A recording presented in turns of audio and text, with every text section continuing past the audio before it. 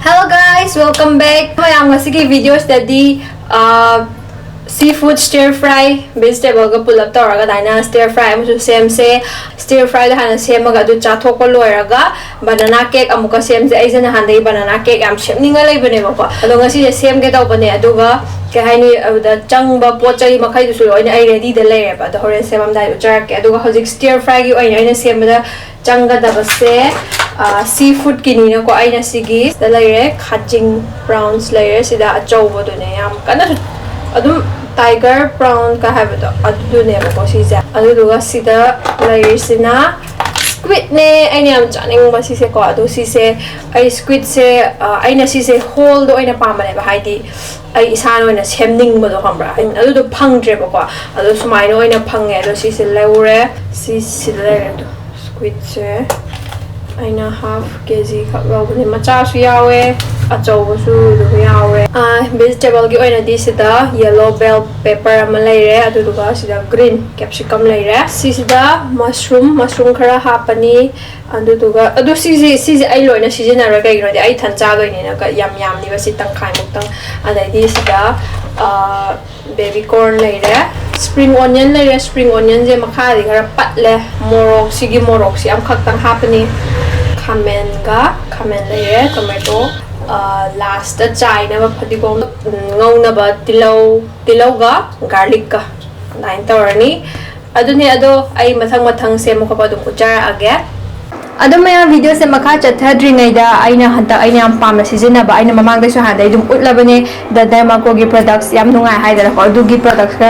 products khara amuka uchara ke ngasi somju ai dauna hana ka ai ne ai je hana am dull or me ai skin je adai di uneven oye ado somju maina uneven skin tone adai dull oi ba adu ga radiant skin se pam bata ga di aina ngasi ulak tori ba sina right product oi doi ne ba ko ado adi som na han ba da kari season na gani haiba matam da dermaco gi 10% vitamin C serum se hana season na bio adu mayam su dum khangam gani skin care gi ingredients apha har ga di vitamin C sini da ko adu sigi se 10% vitamin C yawi ne duduna yam kanai ba si je khoi gi skin je dullness or am do khoi gi bright radiant skin o helak ko da ana o helak toi ne adu sigi serum se da yar ba khoi gi power ingredients hai ta adu di sigi vitamin C je khitang na te ba ko nia se na mai chu yawe si sina kai da ga ba tam da si chu khoi gi skin gi dullness e kok tha le adu ga khoi gi dark spots ko male ba do su handa hale ba ko adu maru oina si yar ba vitamin C je khoi gi skin gi immense brightening effect pi ba do pi e do ga khoi gi dull or am kholam ba ina sa ha ba dina du mo khai do loina kok tha hala ga khoi gi skin je even tone o hala ko dare o hala ko de ba ko sigi serum je khoina 3 to 5 drops lobi ra khoina phajana khoi gi mai amadi khoi gi next ta phajana fully absorb tongna ba tabiyo and it is recommend for everyday use ado koina active ingredients yawa product season na ko matam da khoi gi broad spectrum sunscreen mayam darkar ta ba ko aduna aina sida da dermaco gi sunscreen ani makak su recommend taw jaram ge aham da sigi da dermaco gi 1% hyaluronic tinted sunscreen gel sigi tinted sunscreen gel sida SPF 60 yawa duga PA++++ ne ba ko yawi se and power pack with 26% zinc and 10% titanium oxide sigi sunscreen season na ri khoi gi UVA amadi UVB protection fangani ba ko Sigi sunscreen is a physical sunscreen have the sensitive skin singi oni diam na super safe or product ne do akoi na si tai ba se koi na 15 to 30 minutes ki mamang da koi na expose taw gadaba area da hana tai bi duga every 3 to 4 hours ki matung da mo ka reapply taw wi ani suba sunscreen sina ko gi 1% hyaluronic sunscreen aqua gel si sina SPF 50 amadi PA++++ formulation ne ko sa yawi sa si sina blue light protection superior adu duga fragrance free ne adu duga ka hani yam super lightweight or ga ko gi skin sida ising gi type ta hadi water gi type ta dissolve ta sam do tai ba kanda adu naina yam tai bu nu nga be do oil ne adu ga sun damage to fight or ni adu duga ko gi fine lines to reduce o han ba do o han ne masigi sunscreen sina ko ni expose to daba area to the 10 to 15 minutes ki mamang da hana apply phazana gently massage tawaga tabiyo to duga every 2 hours ki matung na mukari apply tabiyo and both the sunscreen is recommended for everyday use aduga sigi production ni season na dringa da pet stress amadi hana darkar ta edu hana tabiyo to duga yare har kana season na biyo ado mayam da dermaco gi production se pambi bata aga di ai link sing da ai description box ta hapchara bane ba ko adu da dum changa ga dum purchase taw ya ne duga order taw matam da agi sigi XOXO 2022 hai ba ko se सिजनबियो सिजनब तागदी सोमना purchase तौ मतंदा 20% off hanganibako. And every time you buy from them, the Dermaco will link your order to a child that they helps educate along with Vumi. They have pledged to help 10,000 students across the year. Ado mayamna products sing interested obiba taragadi agi description da changaga check tawbiro. Ado hazik makhata na video mo hawarsi. Ado ni mayang hazik semba hawarsi.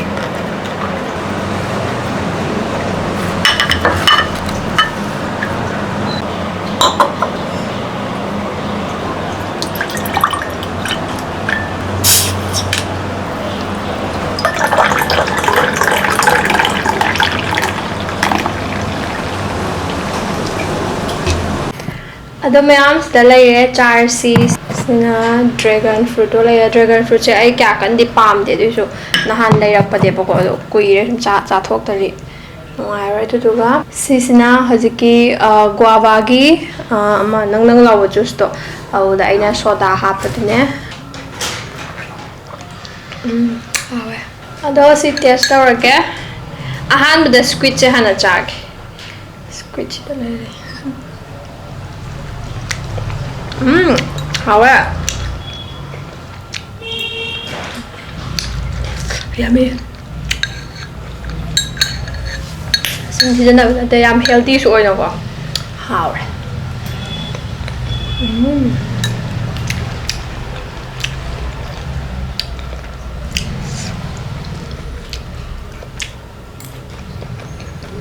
how are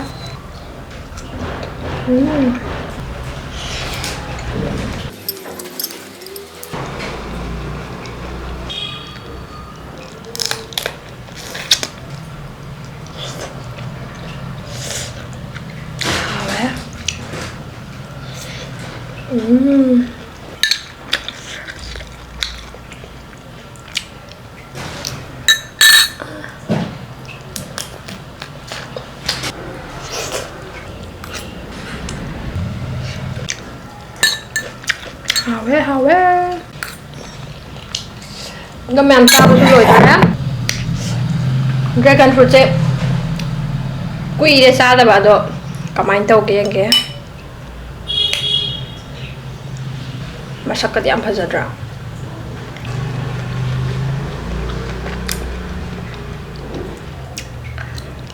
khi tăng thôi mà hao khi tăng khác nhau thì làm tí cho mày hay ba đó ấy nó ham mà sao với ta phải tắt đi bên này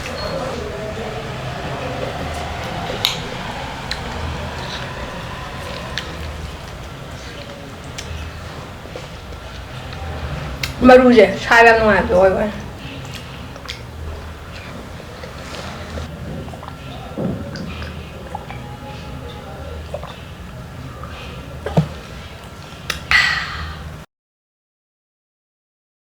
banana cake sem za habdo sem power se ado aina khar di la ko se school lam lei bu suti thar ko gi suti thar pa time ko be angang sing am lang bu ado aina ngasi banana cake hai si ai bread adum khang de dum bread banana bread oina hai banana bread de mo aina sem da na bread su hai cake hai dum ku sem ani ma to dum mane bo ko ai zu hai banate youtube tagi yenga ga sem doi ne bo ko ado ma mang da su dum ani hum ra kom di sem ba yaw re du tar ga su kai hai ni matam du po to su bo su do boi du pang sem gi bane bo ko ado ngasi gi de aina adum po se dum phajana su na ba aina dum sem me bo ko sem ani bo ko ngasi gi de ado aina ngasi prepare taw re ba sing se ai kai na ha bi du uchar ke ado aham da sida la phoi lai re la phoi se yamna fresh oi bu do season de bo ko kana su season de ba ina sum yeng da ba sumai na khoi gi manjal la ba do kushal la ba do sida gi bo hena khuijal la ba do season ye bo ko ado ai ngon da lai sti sida hena khui ba lai tre si ne ado si la phoi si ma lai re aham ba da maida ne sisina baking powder ado ga sisina brown sugar ne moi cane sugar su season nei ado anam ba di brown sugar season nei ba ko ado gi si gi brown sugar su law re ado ga yerum ani su lai re ado ga sisina unsalted butter ne sisina parchment paper lai re vanilla essence su lai re vanilla essence se khara mana su hape khara mana su hapte ado anam ba di hape ba ko ado ga ai su vanilla pamja ni ne si adum hapani sisina choco chips ne sisina optional ne si di adum aina sum chai ja ni ngoi ko mi adum mathak chai bu phajai na laina chai ga na aina lawar pane aduga khara mana milk che haidi sangom mahi do ꯍꯥꯞꯄ ꯌꯥꯎꯋꯦ ꯍꯥꯞꯇꯕꯁꯨ ꯌꯥꯎꯋꯦ ꯑꯅꯝꯕꯅꯗꯤ ꯍꯥꯞꯇꯦ ꯍꯥꯞꯄ ꯈꯔꯅ ꯃꯣꯏ ꯍꯥꯞꯄꯤꯗꯨꯁꯨ ꯈꯖꯤꯛꯈꯛꯅꯦꯕ ꯍꯥꯞꯄꯤꯗꯣ ꯑꯗꯨꯅ ꯁꯪꯒꯣꯝꯗꯣ ꯍꯥꯞꯀꯦ ꯇꯧꯈ꯭ꯔꯦ ꯑꯗꯣ ꯁꯪꯒꯣꯝ ꯂꯩꯔꯝꯗ꯭ꯔꯦ ꯑꯗꯨꯅ ꯑꯗꯨꯝ ꯇꯣꯛꯑꯒꯦ ꯑꯗꯨ ꯑꯗꯨꯝ ꯁ꯭ꯀꯤꯞ ꯇꯧꯔꯒꯦ ꯑꯉꯥꯡꯁꯤꯡꯁꯦ ꯑꯩꯅ ꯂꯤꯆꯩ ꯑꯃ ꯄꯥꯏꯔꯒ ꯂꯣꯏ ꯏꯃꯨꯡꯗ ꯊꯥꯗꯪꯒꯅꯤꯁꯦ ꯃꯌꯨꯝ ꯃꯌꯨꯝꯗ ꯑꯗꯨꯒ ꯁꯤꯁꯤꯅ ꯀꯩꯅꯣꯅꯦ ꯕꯦꯀꯤꯡ ꯀꯩꯅꯣꯗꯨꯅꯦꯕꯀꯣ ꯕꯦꯀꯤꯡ ꯇ꯭ꯔꯦꯗꯣ ꯑꯗꯣ ꯁꯤꯁꯤꯅ ꯑꯩꯈꯣꯏꯒꯤ ꯕ꯭ꯔꯦꯗꯀꯤ ꯁꯦꯞꯇ ꯑꯣꯏꯕꯤꯗꯣ ꯑꯗꯨꯗꯣ ꯂꯧꯔꯛꯄꯅꯦ ꯑꯩꯅ ꯁꯤꯁꯦ ꯅꯍꯥꯟ ꯑꯗꯣ ꯁꯤ ꯂꯩꯔꯦ ꯁꯨꯃꯥꯏꯅ ꯇꯧꯋꯦ ꯑꯗꯨꯗꯨꯒ ꯁꯤꯅꯦ ꯄꯣꯠ ꯆꯩꯗꯤ ꯂꯣꯏꯅ ꯁꯨꯔꯦ ꯍꯥꯏꯅ ꯁꯨꯔꯕ ꯃꯥꯜꯂꯦ ꯑꯗꯣ ꯋꯥꯠꯂꯤꯕ꯭ꯔꯥ ꯑꯗꯣ ꯑꯃꯇꯪꯗꯤ ꯋꯥꯠꯂꯤ ꯑꯣꯚꯦꯟ ꯂꯩꯇꯦ ꯁꯤꯗ ꯑꯗꯨꯗꯨꯅ ꯑꯩꯅ ꯑꯣꯚꯦꯟ ꯂꯩꯇꯕꯅꯤꯅ ꯑꯗꯨꯝ ꯑꯩꯈꯣꯏꯒꯤ ꯈꯥꯡꯗꯨꯒꯨꯝꯕ ꯑꯗꯨꯝ ꯊꯨꯝ ꯆꯥꯏꯔꯒ ꯁꯨꯃꯥꯏꯅ ꯍꯥꯞꯄꯒ ꯑꯗꯨꯝ ꯁꯦꯝꯕꯁꯨ ꯌꯥꯏꯗꯅꯀꯣ ꯑꯗꯨꯃꯥꯏꯅ ꯑꯣꯏꯅ ꯇꯧꯔꯒꯦꯕ ꯍꯥꯏꯗꯤ ꯑꯣꯚꯦꯟꯗꯣ ꯂꯩꯇꯕꯅꯤꯅ ꯎꯄꯥꯏ ꯂꯩꯇꯦ ꯑꯗꯨꯅ ꯍꯥꯏꯅ ꯑꯗꯨꯝ ꯁꯦꯝꯃꯒꯦ ꯑꯗꯣ ꯍꯧꯖꯤꯛ ꯁꯦꯝꯕ ꯍꯧꯔꯁꯦ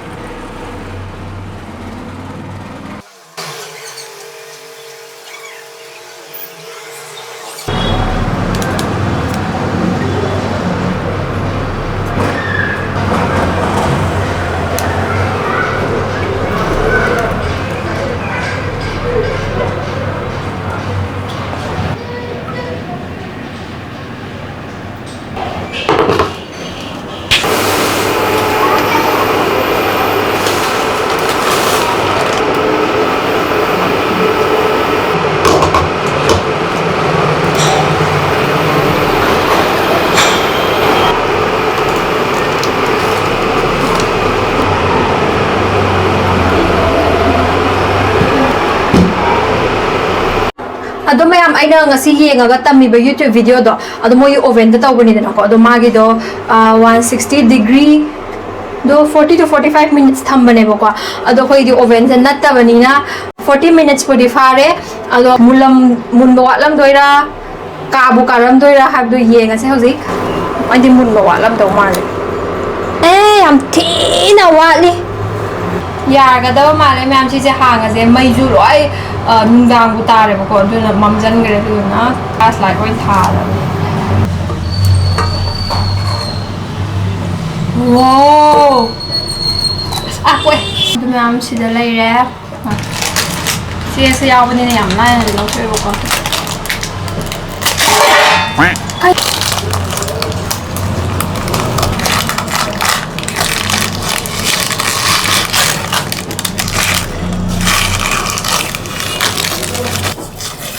ꯃꯈꯥꯁꯤꯅ ꯈꯥ ꯂꯩꯔꯕ ꯈꯥꯗꯅꯒ ꯇꯧ ꯂꯩꯔꯕ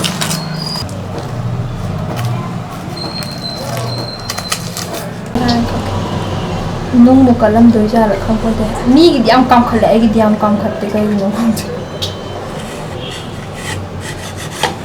ꯃꯈꯥꯒꯤꯗꯤ ꯈꯔꯗꯤ ꯀꯜꯂꯦ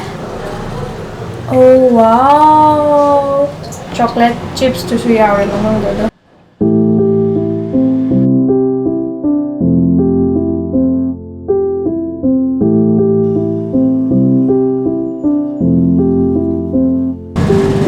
ꯁꯤ ꯑꯍꯨꯝꯁꯦ ꯆꯥꯔꯒꯦ ꯑꯗꯨꯒ ꯁꯤꯁꯤꯅ ꯌꯣꯝꯁꯤꯜꯂꯒ ꯊꯝꯃꯒꯦ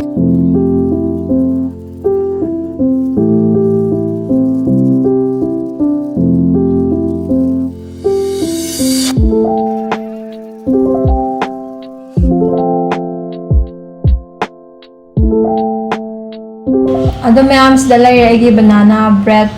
ꯀꯦꯛ ꯍꯥꯏꯗꯣꯏꯅꯣ ꯑꯗꯣ ꯃꯣꯏꯒꯤꯗꯤ ꯕꯅꯥꯅꯥ ꯃꯊꯛꯇ ꯍꯥꯞꯄꯗꯣ ꯍꯥꯏꯅ ꯄꯣꯝꯈꯠꯂꯛꯑꯦꯕ ꯑꯗꯨꯝ ꯃꯊꯛ ꯀꯦꯛꯀꯤ ꯃꯃꯥꯏꯗꯣ ꯄꯣꯝꯈꯠꯂꯦꯕ ꯑꯩꯒꯤꯗꯤ ꯀꯨꯠꯁꯜꯂꯦ ꯀꯩꯒꯤꯅꯣ ꯈꯪꯗꯦ ꯑꯣꯚꯦꯟꯗ ꯇꯧꯗꯕꯩꯔ ꯈꯪꯗꯦ ꯑꯗꯣ ꯑꯣ ꯈ꯭ꯔꯤꯁꯃꯥꯁ ꯅꯛꯁꯜꯂꯛꯄꯒꯤ ꯁꯨꯃꯥꯏꯅ ꯇꯧꯔꯦ ꯑꯩꯅ ꯑꯣꯔꯗꯔ ꯇꯧꯔꯤꯁꯦ ꯍꯦꯖꯜꯅꯠ ꯀꯦꯐꯦ ꯂꯥꯠꯇꯦ ꯑꯗꯣ ꯕꯅꯥꯅꯥꯁꯤꯒ ꯆꯥꯔꯁꯤ ꯑꯗꯣ ꯃꯌꯥꯝ ꯍꯥꯎꯕ꯭ꯔꯥ ꯇꯦꯁ ꯇꯧꯔꯒꯦ ꯌꯦꯡꯉꯁꯤ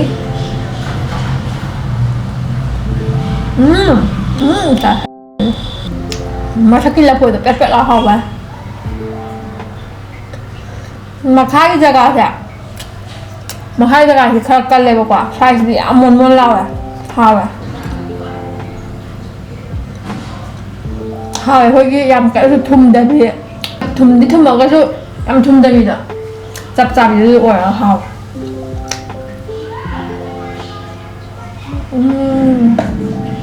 ꯄꯔꯐꯦꯛ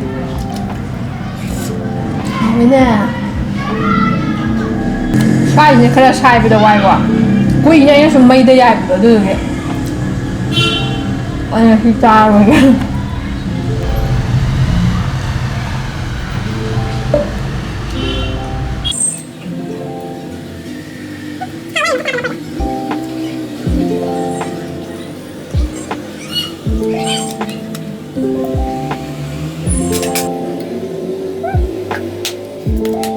ꯑꯗꯣ ꯃꯌꯥꯝ ꯑꯩꯁꯨ ꯑꯩꯈꯣꯏ ꯆꯦꯅ ꯁꯤꯗ ꯉꯥꯏꯔꯦꯕꯀꯣ ꯏꯕꯥꯅꯤ ꯁꯤꯗ ꯄꯣꯠ ꯂꯩꯕ ꯆꯠꯂꯨꯗꯣꯏꯅꯦ ꯑꯗꯨꯝ